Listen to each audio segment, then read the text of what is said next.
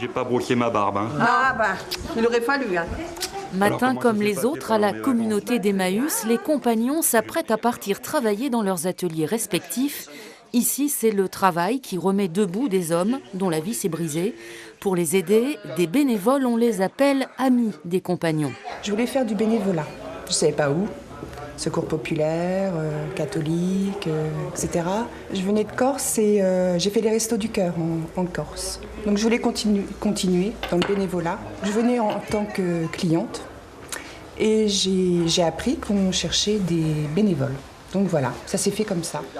Moi, il y a le téléphone qui sonne là. Faut que Nous, il faut qu'on y aille aussi. Hein, oui, hein, vous n'êtes pas payés à boire le café, les filles. Allez.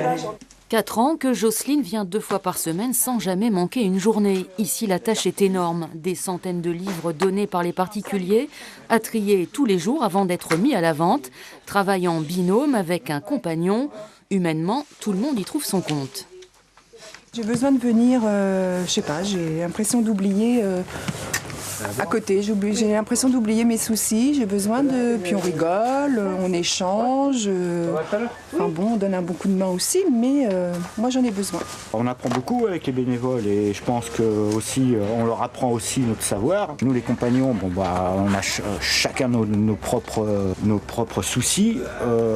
Donc voir des gens de l'extérieur, déjà ça nous remonte beaucoup de morale. C'est l'une des 116 communautés en France créées à la fin des années 60.